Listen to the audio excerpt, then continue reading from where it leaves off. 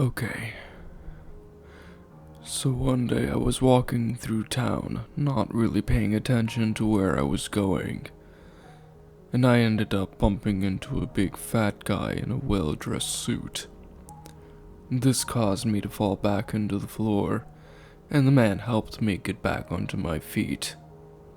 Sorry for bumping into you like that, I said. Don't be silly. It was my fault, really, the man replied while letting out a massive fart. Excuse me, he said as he began making his way down the street, dancing as he did so. What a weird guy, I thought to myself, as I noticed a small DVD lying on the ground. Hey, man, you forgot your... I didn't finish my sentence, as I saw that man had completely disappeared down the busy street. For a fat guy, he was surprisingly quick. I picked up the DVD and saw that it was a Chowder DVD. The cover had a picture of Mung crying in a corner while all the other characters close in on him, including Miss Endive, Panini, Gazpacho, Gorgonzola, Ceviche, Pate, Chestnut, and many others. Meanwhile, Chowder is standing next to Mung with a conflicted look on his face. The back of the DVD had a small message written in ketchup, and it said, "For you, Sylvester." How did this thing know my name? I asked, confused, and put the DVD in my coat pocket. As I made my way back to the shed. Yes, I live in a shed, just like Shrek. But that's not the worst part. I had to share it with my grandpa, who's an old fart who hates everything related to cartoons. My Uncle Colin also lived with us. I walked in through the front door to see my grandpa cooking up a foul-smelling beef stew. My younger brother Peter was also there due to him being on holiday from university. Beef stew again? I asked, annoyed, as I placed my coat down on a small table we used to have our food on. Of course it is. You need big, strong bones, young man, my grandpa explained while putting a large bowl of it down on the table in front of me. Grandpa, I am 46 years old. Do I really need... I was cut off as my grandpa did his typical rant about how I was not appreciating his generosity, and how back in his day, people would eat what they were given and would not complain about it. I began picking at the stew with my fork, as my grandpa, and Peter began digging into theirs like some kind of animal. Suddenly I heard the toilet flush, as my Uncle Colin came in holding his stomach. He said, Dad, I think we're gonna have to get a new toilet this morning because this one's clogged. Suddenly, a foul odor entered the air. My face turned green. It smelled like a pack of cheese which you left on the kitchen side for 6 months and then took a dump on, and then had your way with it while a bulldog named Edgar Riceborough then ill-watched from a nearby hill. Colin was my dad's brother, and he was the eldest of the 2 siblings. I never really knew my father. He had died when I was only 3. No one really talked about it, though, 'cause it ain't exactly a fun topic, is it, reader? It was my grandpa and Colin who had raised me my entire life, so I guess I had to thank them for that at least. At the point, Colin noticed a DVD-shaped item in my coat pocket, and against my permission, might I add, he reached inside of it and pulled out the DVD. Oh, what's this? Colin asked me. Just some DVD I found on the street earlier today. Colin looked at me puzzled and asked, On the streets? What was it doing there waiting for a bus? Let me have a look at it, my grandpa said while pulling down his bowl of stew on the table, having lost his appetite. He didn't have much of an appetite anymore since he was 130 years old after all. Colin handed my grandpa the DVD, who upon seeing the cover pulled out a Bible and began whacking me over the head with it repeatedly. I will not have you be bringing that filth like that in my house, My grandfather yelled angrily, only for Peter to stop him from going any further. Grandpa, perhaps we should watch the DVD before we make such harsh judgment on it and Sylvester, Peter explained. Peter served as the voice of reason in the house. He was also much better with the ladies than me, having a wife with big breasts, a mistress, and a young farmer who worked in Riker's Field with the Charleston family. Well, I suppose you're right, my grandpa said while putting the Bible down and sitting himself back down in the chair. We then got ourselves ready to watch the episode, with my grandpa preparing more stew for us, much to my chagrin, and Colin got himself a blanket with Dalmatians on it. He didn't share it at all. We all huddled up on the sofa as Peter walked over to the TV and placed the disc into the DVD player. It was just a blank DVD disc with nothing on it, by the way. It started with a brief advertisement which had a guy that looked like Nolan North coming up on the screen and yelling, "Don't be watching that when you begin watching one of these babies," he said as he moved out of the way to reveal a small brown desk which had a bunch of Cartoon Network themed DVDs on top of them. Then the Nolan North look-alike started busting out and began dancing to a funky song. Colin began dancing too, causing the blanket to drop to the floor. "Colin!" my grandpa yelled at the top of his lungs before continuing with, "Would you kindly sit your ass down so we can continue?" "Oh, yeah, sorry, Dad. Got a bit carried away there," Colin said as he sat back down. But he sat down with too much force and caused the sofa to go up to the sky for a brief moment. But we came back to the floor as the main menu then appeared.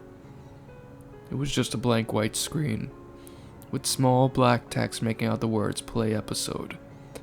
I clicked on it with my remote, and the episode started with the normal theme song. There were some differences to the main theme. First of all, the food being shown in the oven was former President Barack Obama's head. Mung was only one looking at the food being prepared. And he was the only one singing the lyrics. "This is pretty hot," Colin said as he began eating some cheesy whatsits very loudly, I might add. It didn't help that it was an extra large bag as well. The book then opened to reveal the name of the episode as normal, and it read, when a Mung doll failed. Strange, I said to myself. "What is?" my grandpa asked, who was getting visibly annoyed by Colin's loud munching. "I've never seen an episode of Chowder named that before, and I've seen nearly all of them at least 69 times. I said, confused, as a confused man would often say when confused about something confusing. "It's probably an episode that hardly got shown on television," Peter explained while adjusting his suit. The episode then started with Mung and Schnitzel working hard in the kitchen as normal. Truffles came in and yelled, "Mung, we got 24 more orders for hot snuffleberry cake, so get to it." "Yes, ma'am," Mung said timidly as he and Schnitzel desperately tried to get the dishes prepared. Chowder, who was watching them from afar, came up to them and asked Mung, "Mung, can I help you with the cooking?" Yes, all right. Pass me some Zaboom's tofu sauce. It's what gives that snuffleberry cake their unique flavor," Mung explained. Rada, Schnitzel said as he helped Mung with the stirring. Chowder walked over to the kitchen cupboard, where we see a bunch of different items on the shelf. We see the Zaboom of tofu sauce, but Chowder goes past it, and instead grabs the Alocino sauce, instead with some sinister music playing in the background, which caused Colin to spit out his water, and eat his whatsits much faster than before. Chowder gave the sauce to Mung, who said with his eyes closed, "Thank you, Chowder. Now then, let's finish these cakes before Truffles hits me with her frying pan again." As Mung began pouring the contents of the jar into the bowl, he then discarded the empty bottle to the floor. A close-up of the bottle was shown once again. Sinister music played in the background. He then placed the mixture onto a baking tray, and then placed into the oven for it to cook overnight. Then following morning, Mung walked into the kitchen only to see the empty Alocino bottle, and his face turned white like a goat. "Oh no! Mung yelled in despair as a Kool-Aid man burst in through the walls of the kitchen and yelled his trademark, "Oh yeah!" Mung then went into the reception area to see Truffles and asked about the smuffleberry cakes. Truffles replied, Oh, they all sold out ages ago. They sold like hotcakes. Mung looked terrified. He even began violently shaking like he had a fever or he was very aroused. And Chowder came up to him and asked, What's wrong, Mung? Mung looked at him and said, Chowder, it wasn't Zaboom tofu sauce you gave me. It was Alocino sauce. Is that bad? Chowder asked. Bad? Mung asked before continuing with, It's catastrophic. Chowder, Alocino sauce causes people to suffer a case of food poisoning like no other. It turns them into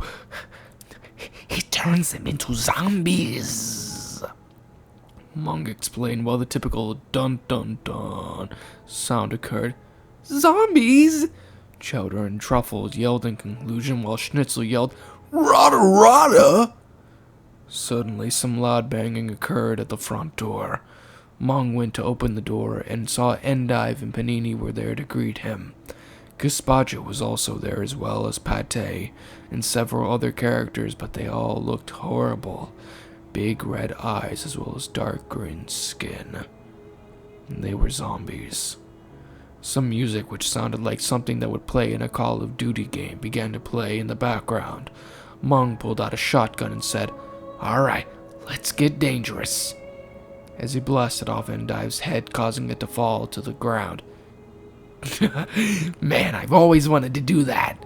Mung yelled as he blasted his way through all the zombified versions of the characters. Mung made his way into the streets of Marzipan and shot his way through waves upon waves of zombies. He continued like this until he reached Gazpacho's stand. He sat down where he realized he had run out of ammo. Oh no! Why didn't I get more ammo? Mung asked as some zombies cornered him.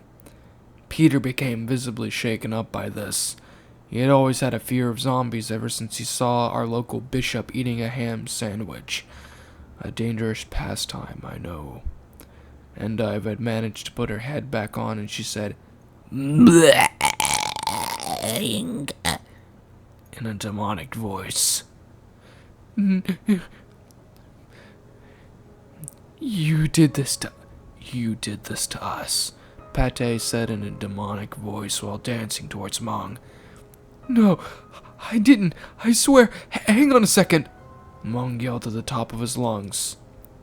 He then continued with, I didn't poison you. It was all Chowder's fault. He's the one who gave you all Alocino instead of the Zaboomafoo tofu. Mung then turned to look at Chowder with a glare and said, Turns out I lied, Chowder. I still have one bullet in this gun, and I'm gonna make it count. Thanks for the memories, Chowder, Mung said when all of a sudden a loud bird, which looked like Christopher Easton, picked him up and began flying with them towards the sky, as the song Ocean Drive by the Lighthouse Family played in the background. What are you doing with me? Mung asked, confused. Mr. Daal, I'm taking you to a flying hammock as a reward for saying thank you, the bird said in a soft Irish accent as he took Mung into the sunset with him. The credits then played like normal, and Peter fell down to the floor. Peter, what's wrong? What's the matter? I asked as Colin ejected the disc from the DVD player. That episode, it was just too much for me, Sylvester. It was too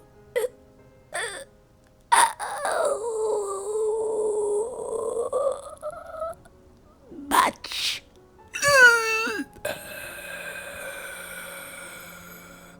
Peter said as he died. However, he wasn't dead for long as he soon charged into a man with big curly hair who said, Well, I need jelly bellies. Peter, where are you going? I asked. While Peter made his way out of the shed, he poked his head out of the door and said, I hate goodbyes. I just go off quickly.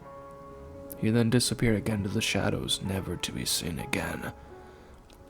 That's when we heard a knock at the door. I assumed it was Peter coming back to see us, but I was wrong. I was wrong. Dead wrong. Deader than the deadest part. Oh yeah, I went there. I opened the door, only to be greeted by the fat guy from earlier. I have a something that belongs to you, I said as I handed him the DVD. Oh, thanks, love. Must have dropped in the street, silly old me, he said happily while letting out another massive fart. Excuse me.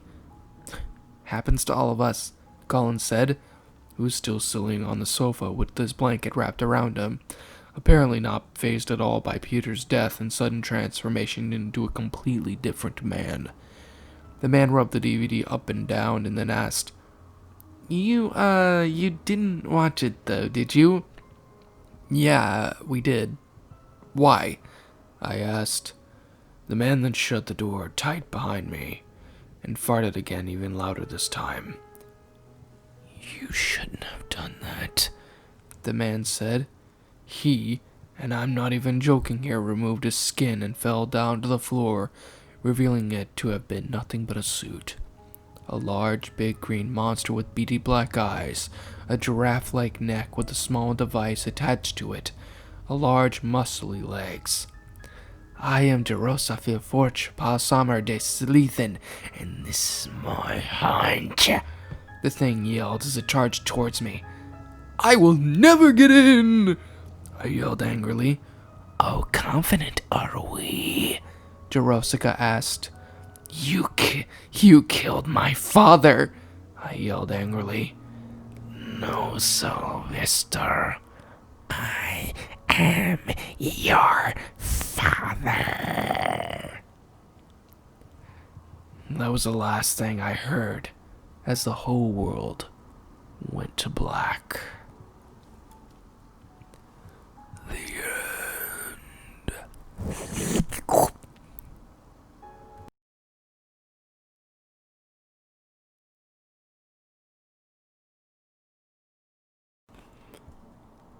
I will be completely honest, I actually very much enjoyed this little funny pasta. I guess it's pretty nice to sit there and get a little bit of a... how do I put this? I guess it's probably just nice to sit there and do something different every now and again, and this is one of those. I just want to let you all know, however, before I actually continue on with this review, that this isn't going to be a very common thing I do. Even though I primarily do many creepypastas and the like, funny pastas are going to be something that I do on a rare basis.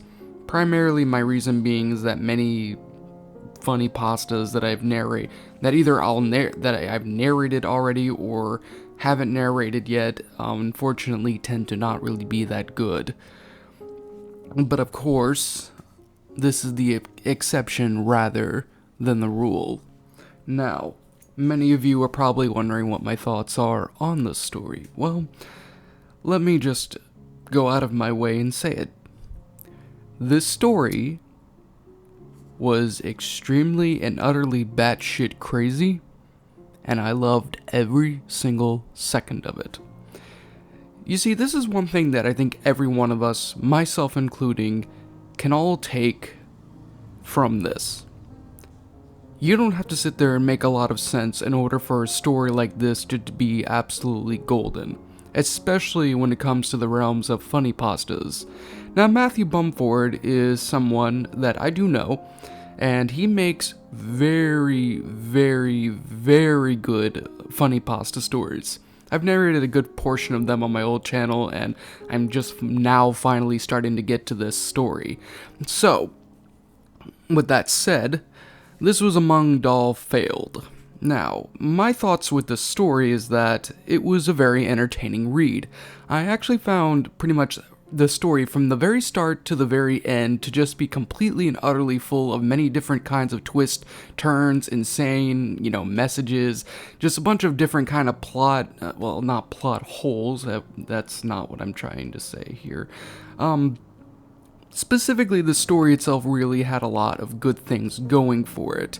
It was enjoyable, it was fun, every single scene was different, the humor in the story was top-notch, god-tier quality. It really was, actually. Like, there were times where I more or less was very close to actually going out of my way and laughing, but many of you probably should know I'm kind of starting to do a little bit more of a serious demeanor, which to some people, as far as I know, is actually probably makes the story a whole lot funnier. Now, the primary thing that I really enjoyed mostly about the story was the actual Lost episode itself.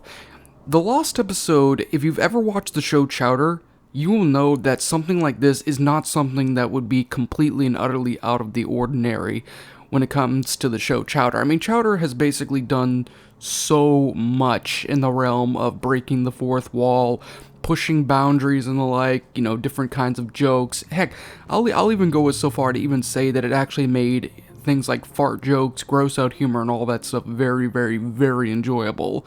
And this Creepypasta, aka Funny Pasta, the actual episode itself really reflects that very, very well. I mean, I could actually visualize this being a full-on Chowder episode.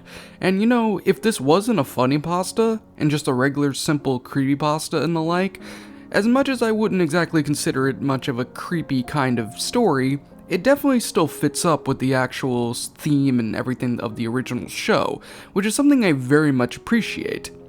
Now, another thing as well that I actually really found enjoyable with the story was the actual characters. I actually loved every single one of them. I love the excessive level of randomness, I like the over-exaggeration and the like of various details and the like, the fact that they live in a little shed, things like that. Just the characters themselves were very, very, very enjoyable. I really like the old man in this one, or in this case is the person's dad, I think. Yeah, that's it. The person's dad and everything, just kind of being an old coot and everything, and just like the whole ripping skin and everything, revealing a bunch of random weird shit that really doesn't make sense. Those were the kind of things that I really very much enjoyed. But are there any things that I didn't particularly enjoy? Well, honestly, I really can't think of anything that I didn't find enjoyable with the story. I mean, everything from the very start to the very beginning managed to not only keep my attention throughout the entire story, but really kept me interested. And yes, I do know I have narrated the story in the past, but it is nice to sit there and give it a reboot, if you want to call it that. Give it a reboot and really kind of go into a little bit of detail about what the story really did right. And honestly, it's pretty much everything. Now, normally I would go out of my way and do like a theory, things of that nature, but given the fact that this is simply a funny pasta and the like, and it isn't meant to be taken seriously or things like that, I'm going to go on ahead and just kind of just make the review the only little part of this video. Mostly because of the fact that, there's really no reason for me to incorporate any of those things, because it's just not really necessary. So I'm pretty much going to be combining the primary review and the, final thoughts and of course the final rating of the story, all into this one specific segment, which I'm about to get to right now. Overall, my final thoughts on the story was that it was very well put together. The story actually managed to keep my attention from the very start to the very beginning. The excessive level of randomness that went on with the story itself was very well done, very well detailed. I love the atmosphere of it, I love the randomness, I like the weirdness of it all, I love the characters, and I loved the Lost episode itself to hell on back. I outright loved it. It was everything that a Lost episode, an actual Lost episode probably would be like, for a show like Chowder. Which is great, because there's not really a lot of good Chowder creepypastas out there. This is one of them that actually manages to do it very well. Now, my final rating of the story, well, primarily my main rating with the story would have to be a 10 out of 10 overall, but in relations to the grammar, 10 out of 10, very well done. I didn't see any kind of grammar mistakes, the flow was well, the sentence structure was perfect, the paragraphing was great, the characters' dialogue was actually separated properly, so that way it wasn't too difficult to act, it wasn't difficult at all to read. The punctuation marks were placed correctly, which is a very major positive.